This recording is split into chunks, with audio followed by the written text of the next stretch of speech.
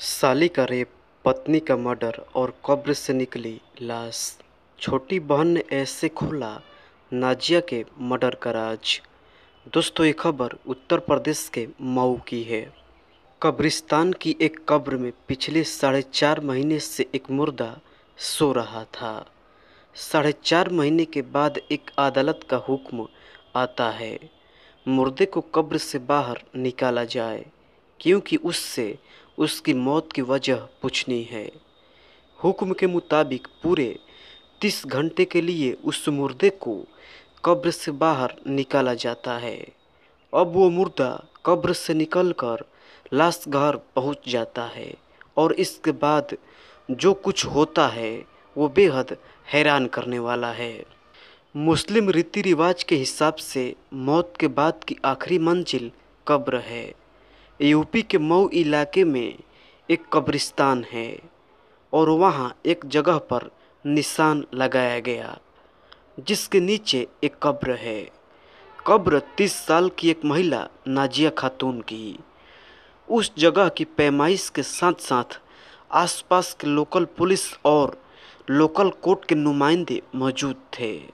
साथ ही खड़ी थी एक जेसीबी मशीन। 13 अप्रैल 2025 सुबह 11 बजे मऊ के उस कब्रिस्तान में कोर्ट के नुमाइंदे की इजाज़त मिलते ही जेसीबी मशीन हरकत में आती है और खुदाई शुरू हो जाती है। अगले 26 मिनट तक ये खुदाई जारी रहती है। 26 मिनट की खुदाई के बाद आखिरकार मशीन और इंसान उस गहराई तक पहुंच चुके थे जहां नाजिया खातून लेटी थी। नाजिया की लाश अब बाहर निकाली जाती है। लाश को समेटकर अब यहाँ से करीब 22 किलोमीटर दूर मऊ के इस सरकारी लाश घर में पहुँचा दिया जाता है। लाश घर में जब नाजिया खातून की लाश पहुँचाई गई तब भी तारीख थी 13 अप्रैल, लेकिन वक्त था दोपहर के 1 बजे, यानी कब्र से बाहर आए हुए नाजिया को 2 घंटे हो चुके थे। 13 अप्रैल की पूरी रात नाजिया उसी लाश घर में रहती हैं। अब 14 अप्रैल की सुबह हो चुकी थी। अदालत के नुमाइंदों के हुक्म के बाद डॉक्टरों का एक पैनल नाजिया की लाश का पोस्टमार्टम करती है। पोस्टमार्टम में लिखा पढ़ी में करीब 6 घंटे गुजर जाते हैं। एक बार फिर नाजिया की लाश मुर्दा घर से विदा लेती है। अगले घंटे भर वो वापस एक बार फिर अपने परमानेंट घर पहुंच चुकी थी। तब शाम के करीब 5 बजे थे। लगभग 29 घंटे पहले जिस कब्र को खोदकर नाजिया को बाहर निकाला गया था, अब नाजिया उसी कब्र में एक बार फिर से दफनाई जा रही थी। तब तारीख थी 14 अप्रैल और वक्त हुआ शाम के 6 बजे। और इस तरह कब्र से शुरू हुआ लाश का सफ़र लाश घर से होते हुए 30 घंटे के अंदर इसी कब्र में आकर ख़त्म हो जाता है। पर अभी सिर्फ सफ़र ख़त्म हुआ है, कहानी तो अब शुरू हुई है। सिर्फ 30 घंटे के लिए कब्र से लाश तक लाने और ले जाने के लिए जिस नाजिया खातून को बाहर निकाला गया था, उस नाजिया की मौत 4.5 महीने पहले ही हो चुकी थी। नाजिया की मौत 30 नवंबर 2024 को हुई थी। शादीशुदा नाजिया की मौत के बाद उसके शौहर, तमाम ससुराल वाले और मायके वालों ने पूरी आखिरी रस्म के साथ नाजिया को इस कब्रिस्तान में दफनाया था। अब सवाल ये है कि फिर नाजिया को 4.5 महीने बाद बाहर क्यों निकाला गया? तो इसका जवाब है, जब नाजिया को इस कब्रिस्तान में दफनाया गया था तब उसकी मौत हुई थी, लेकिन अब जब उसे बाहर निकाला गया है तब उसका कत्ल हुआ है और इसी कत्ल की गुत्थी सुलझाने के लिए कोर्ट ने इन नुमाइंदों के सामने कब्र की खुदाई की गई थी। होटल में साली के साथ रेप। अब चलिए आपको पूरी कहानी बताते हैं। मऊ के घोंसी कोतवाली की रहने वाली नाजिया खातून की शादी करीब 4.5 साल पहले अयूब के साथ हुई थी। शादी के बाद पीड़िता अक्सर अपने बहन के घर जाया करती थी। बीते साल नाजिया प्रेग्नेंट थी। इसी दौरान एक रोज़ अयूब बहाने से नाजिया की बहन यानी अपने साली को एक होटल में ले गया और वहाँ उसके साथ ज़बरदस्ती की। इतना ही नहीं, उसने उस पल की तस्वीरें भी मोबाइल में कैद कर ली। इसके बाद धमकी दी कि अगर उसने किसी को कुछ बताया तो उसकी तस्वीरें वायरल कर उसके घर वालों को रुस्वा कर देगा। घर वालों की रुसवाई के डर से नाजिया की बहन खामोश रही। उधर चूंकि नाजिया प्रेग्नेंट थी, इसलिए ऐसे वक्त में उसकी मदद के लिए नाजिया की बहन कुछ वक्त के लिए उसी के साथ उसके घर में थी। इस दौरान कई बार उससे अकेला पाकर अयूब ने उससे ब्लैकमेल करते हुए उसके साथ फिर ज़बरदस्ती की। 30 नवंबर 2024 को एक बार फिर अपने ही घर में अयूब अपनी साली के साथ ज़बरदस्ती कर रहा था। तभी नाजिया ने यह सब कुछ अपनी आंखों से देख लिया। नाजिया ने अपने शौहर को धमकी दी। नाजिया की बहन ने उसे ब्लैकमेलिंग और ज़बरदस्ती वाली बात बता दी। इसी के बाद 30 नवंबर 2024 को ही बकौल पीड़िता अयूब और उसकी मां ने मिलकर पहले नाजिया को बुरी तरह पीटा और फिर उसे ज़मीन पर पटक दिया। नाजिया की मौत उसी दिन हो चुकी थी। रुसवाई और धमकी के डर से नाजिया की बहन घर तो लौट आई, लेकिन उसने किसी को भी ये सच्चाई नहीं बताई।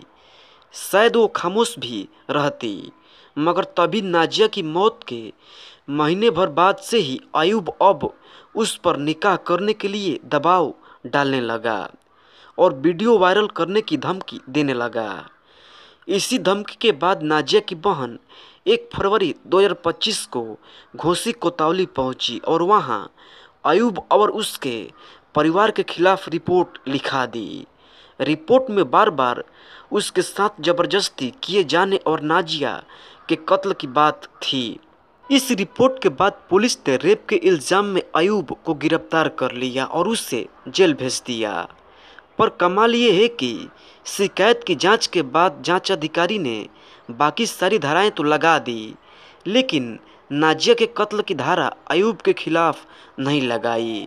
पीड़ित और उसका परिवार अयूब के खिलाफ कत्ल का मुकदमा भी दर्ज करने की मांग को लेकर कई बार थाने पहुंचा, लेकिन कमाल ये है कि बिना पोस्टमार्टम कराए घोसी पुलिस ने अपनी तरह से ही कत्ल के मामले में अयूब को क्लीन चिट दे दी।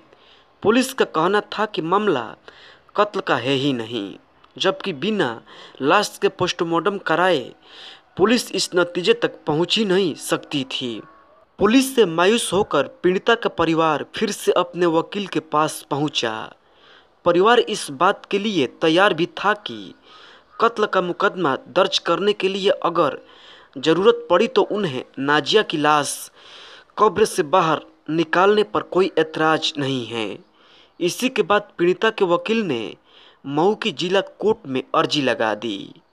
मऊ कोर्ट के उसी आदेश के बाद 13 अप्रैल को नाजिया को कब्र से बाहर निकाला गया।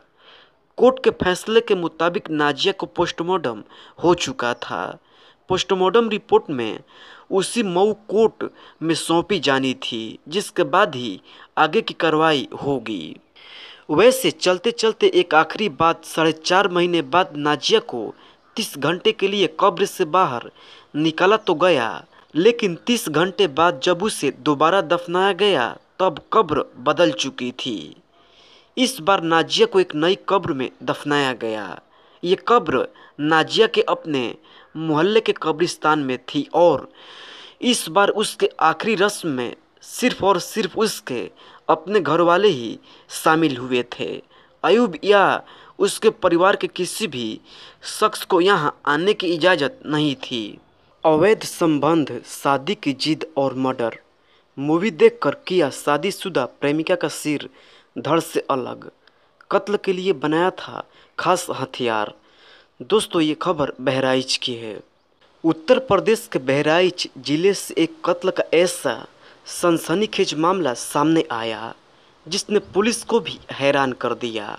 मामला एक महिला के कत्ल का है, जिसकी लाश पुलिस ने बरामद तो कर ली, लेकिन वो लाश ऐसी थी कि उसकी शिनाख्त मुमकिन ही नहीं थी, क्योंकि उस लाश का कोई चेहरा ही नहीं था, यानी लाश का सिर गायब था।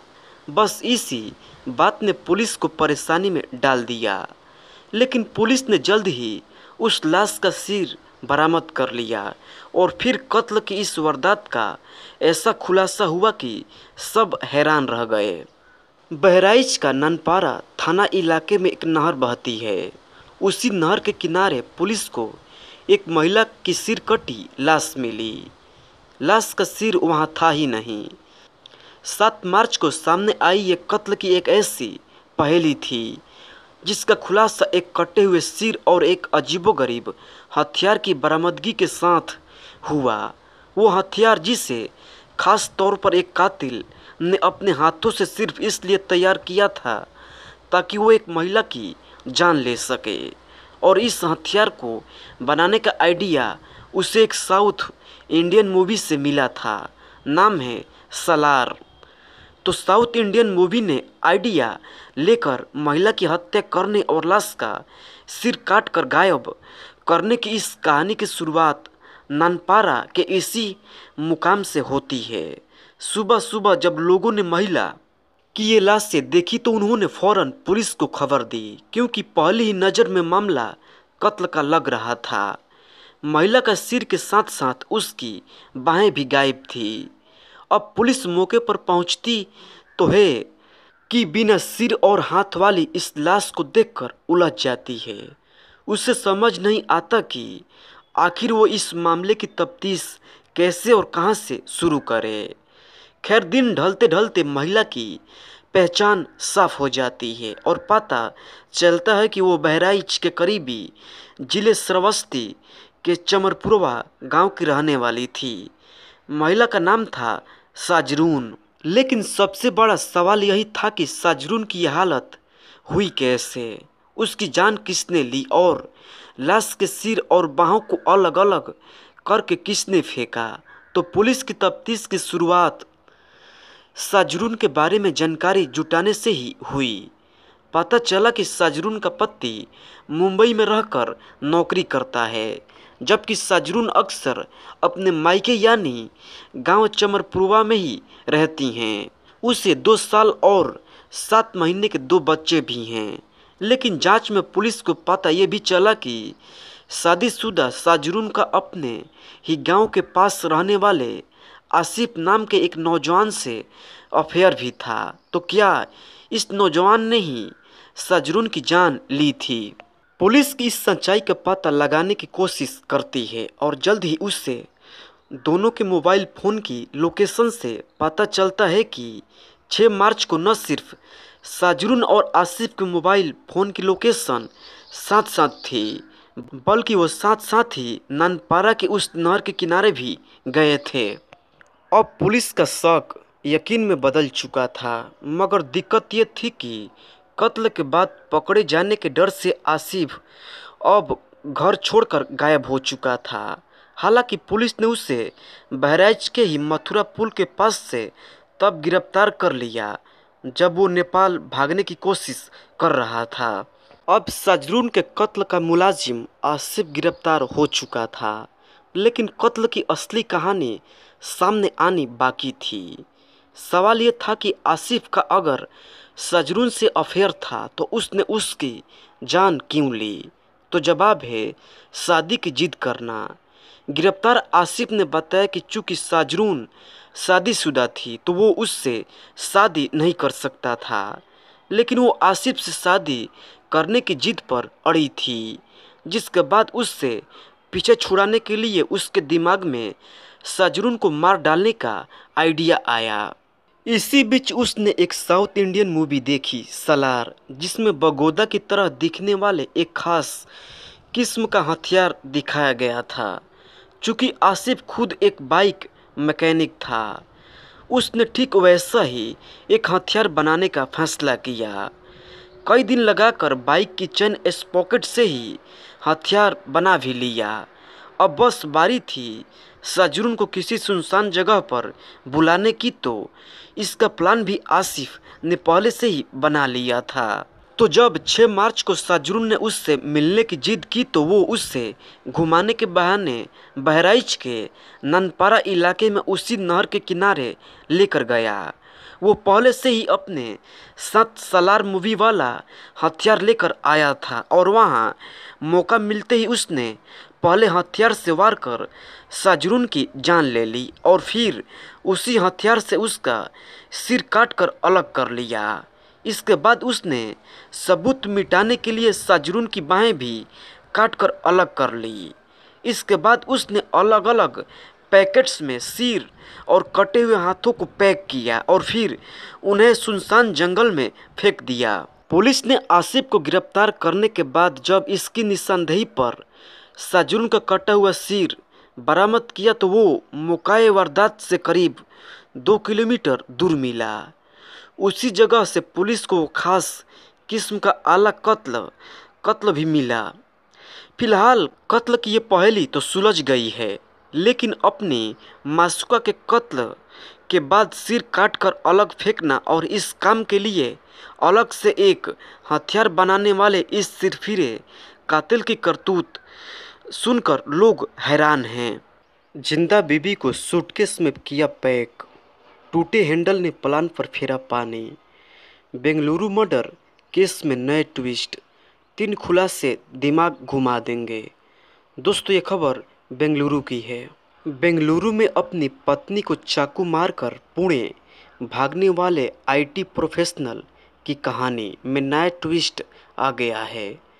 पता चला है कि राकेश खेडेकर ने अपनी पत्नी गौरी को 6 बार चाकू मारने के बाद उसे मरा समझकर सूटकेस में पैक कर दिया था, जबकि उसकी सांसें चल रही थी।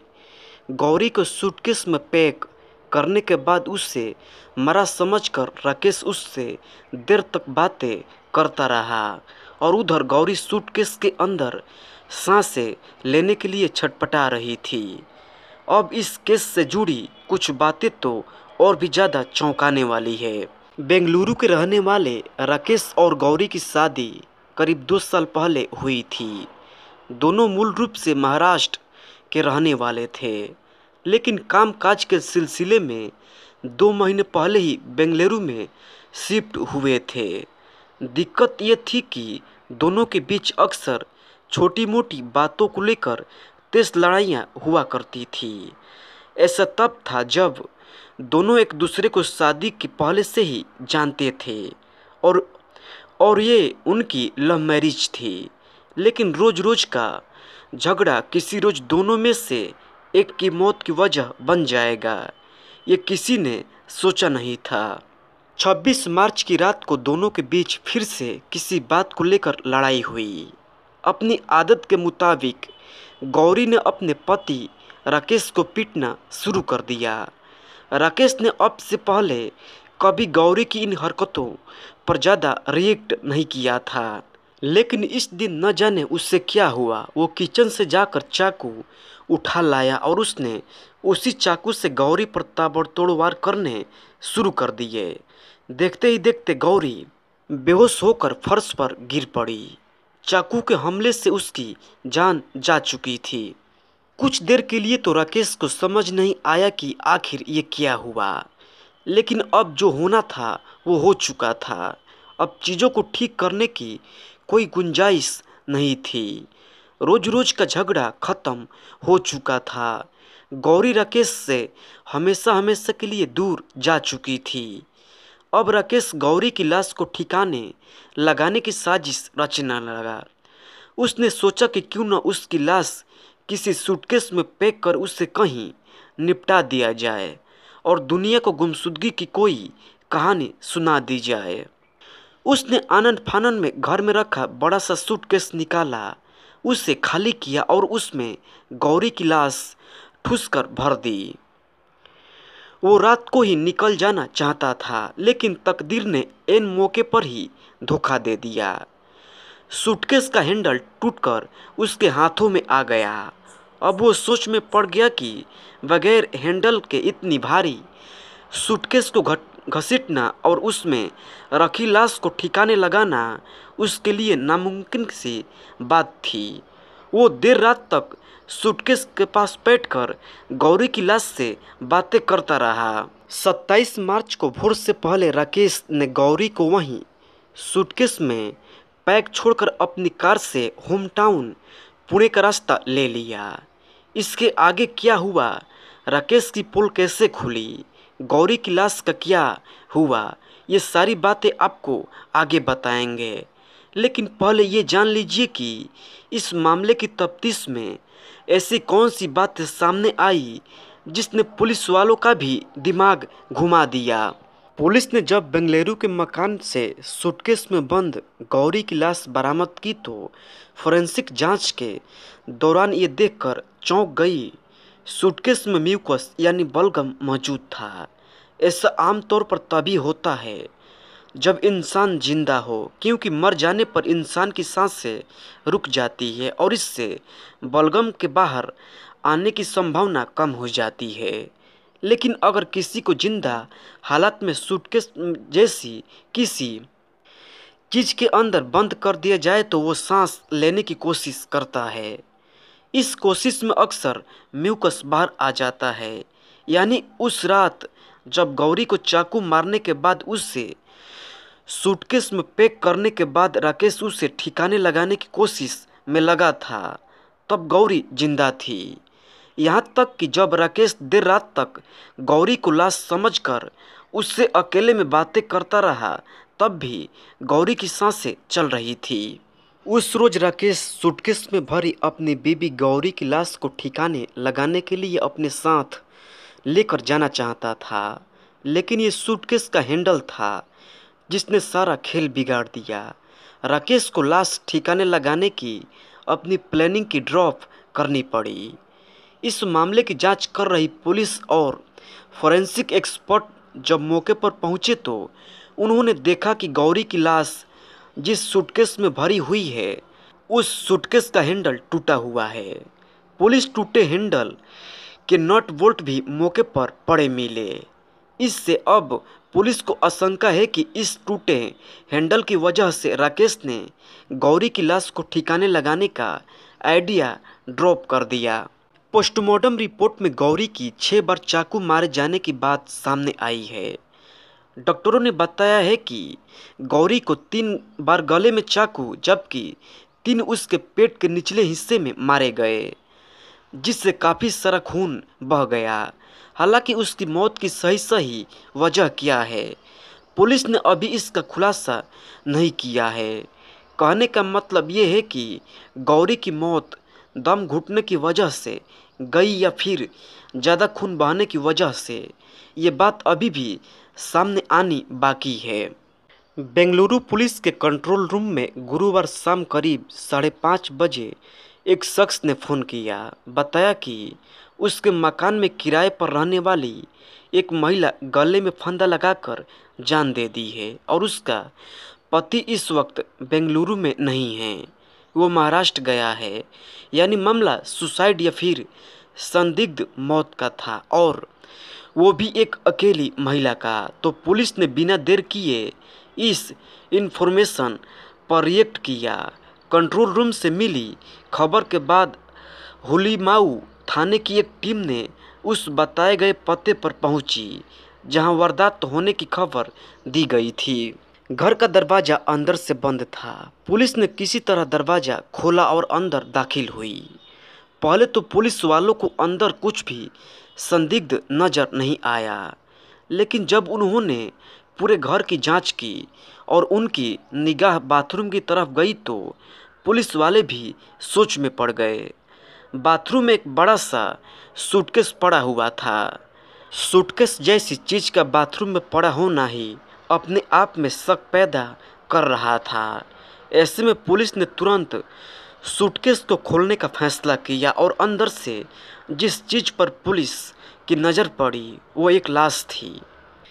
गौरी और राकेश खेडेकर भी मूल रूप से महाराष्ट्र के ही रहने वाले थे। दोनों कुछ ही महीने पहले बेंगलुरु में शिफ्ट हुए थे। गौरी का पति राकेश जहां एक सॉफ्टवेयर कंपनी में काम करता था, वहीं गौरी ने मास मीडिया और कम्युनिकेशन की पढ़ाई भी की थी। फिर सवाल ये था कि आखिर गौरी का कत्ल किसने किया, उसके पति राकेश ने या फिर किसी और ने। मकान मालिक से पता करने पर पता चला कि उसे गौरी की मौत की खबर भी किसी और ने नहीं बल्कि खुद राकेश ने ही किसी के जरिए फ़ोन पर दी थी। यानी राकेश बेशक महाराष्ट्र में हो, उसे गौरी की मौत की खबर थी। उधर जब महाराष्ट्र पुलिस ने इस मामले की तफ्तीश आगे बढ़ाई और राकेश की तलाश शुरू की तो पता चला कि उसको पुणे पुलिस ने गौरी के कत्ल के इल्ज़ाम में हिरासत में ले लिया है। असल में राकेश ने गुरुवार को सिर्फ बेंगलुरु में अपने मकान मालिक को ही नहीं बल्कि अपने पिता को भी फ़ोन किया और इसकी जानकारी अपने सास ससुर को देने की बात कही। उसने अपने पिता से कहा कि वो उसके ससुराल में ये बात बता दे कि उसने उनकी बेटी को मारकर सूटकेस में पैक कर दिया है और गौरी की लाश उनके बेंगलुरु वाले मकान में सूटकेस में बंद पड़ी है। खुद राकेश ने भी इसकी खबर अपने ससुराल वालों को फ़ोन कर दी। इसके बाद गौरी के घर वालों ने पुणे पुलिस को इस वारदात की जानकारी दी। पुणे पुलिस ने राकेश की तलाश शुरू कर चुकी थी। पुलिस ने उसका नंबर सर्विलांस पर लिया। इस बीच सतारा में बीच ट्रैफिक में लोगों की नज़र एक ऐसे शख्स पर पड़ी जो एक कार की ड्राइविंग सीट पर पड़ा था लेकिन बेहोश हो चुका था। सतारा के एक पुलिस स्टेशन के बाहर एक शख्स लोगों को अर्धनग्न बेहोशी की हालत में मिला। लोगों ने आनन फानन में इस आदमी के बारे में पुलिस को जानकारी दी और पुलिस ने इस आदमी को फौरन इलाज के लिए पुणे के ससून अस्पताल में भर्ती करवाया। पता चला कि ये आदमी यूं ही बेहोश नहीं हुआ बल्कि उसने कोई जहरीली चीज़ खा ली थी। अब जब सतारा पुलिस ने उसकी पहचान पता करने की कोशिश की तो ये शख्स कोई और नहीं बल्कि वही राकेश खेडेकर निकला जिसने अपनी बीवी की हत्या करने की बात अपने सास ससुर से कही थी और जिसकी पुणे पुलिस तलाश कर रही थी। उधर मामले की तफ्तीश कर रही बेंगलुरु पुलिस गौरी के कत्ल का सच जानना चाहती थी लेकिन सस्पेक्ट उनकी पकड़ से दूर पुणे में था। ऐसे में बेंगलुरु पुलिस ने पुणे पुलिस से बात की और उनके हवाले से कत्ल की शुरुआती कहानी सामने आ गई। अस्पताल में भर्ती राकेश ने पुलिस को बताया कि उसकी गौरी से 2 साल पहले लव मैरिज हुई थी। वो एक सॉफ्टवेयर कंपनी में काम करता है जबकि उसकी पत्नी गौरी कहीं और काम करती थी। हाल ही में गौरी ने अपनी नौकरी छोड़ दी थी और पिछले कुछ समय से घर पर ही रह रही थी। राकेश घर पर ही रहता था क्योंकि उसका वर्क फ्रॉम होम चल रहा था। घर में रहने के दौरान दोनों में अक्सर तनातनी रहती थी, लड़ाइयाँ भी होती थी। धीरे धीरे उनके रिश्ते तल्ख होते चले गए। 26 मार्च की रात को दोनों में डिनर टेबल पर किसी बात को लेकर झगड़ा हुआ जो इतना बढ़ गया कि राकेश ने पहले गौरी को चाकू मारे और जब इसकी हालत बिगड़ गई तो उसने उसी चाकू से गौरी के गला काट दिया। इसके बाद उसने उसकी लाश को सूटकेस में पैक कर दिया। बाद में उसने अपना इरादा बदल लिया, लाश को छोड़कर खुद पुणे निकल गया। राकेश और गौरी रिश्ते में एक दूसरे के ममेरे फुफेरे बहन भी थे, यानी गौरी राकेश की बुआ की बेटी है। राकेश के घर वालों का कहना है कि गौरी थोड़ी गुस्सैल स्वभाव की थी और अक्सर राकेश से लड़ाइयाँ करती रहती थी। इस पर जब उनसे पूछा गया कि क्या उन्हें शादी से पहले गौरी की इस स्वभाव की जानकारी थी तो राकेश के पिता ने कहा कि चूँकि राकेश और गौरी एक दूसरे से प्यार करते थे और शादी की जिद पर अड़े थे तो उन्होंने दोनों की शादी कर दी। शादी के 2 साल गुजरते गुजरते गौरी और राकेश की मैरिज में से लव गायब हो गया और उसकी जगह नफरत ने ले ली। इसके बाद ये भयानक वारदात हुई। लेकिन पति पत्नी के रिश्तों के बीच तल्खी और जुर्म की बेंगलुरु से आई यही एक कहानी नहीं है। बमुश्किल 5 दिन पहले ही बेंगलुरु में एक पत्नी ने अपनी मां के साथ मिलकर अपने ही पति के गला रेत कर हत्या कर दी और फिर फरार हो गई। बेंगलुरु में एक कार के अंदर पुलिस को लोकनाथ सिंह नामक प्रॉपर्टी डीलर की भी लाश मिली थी।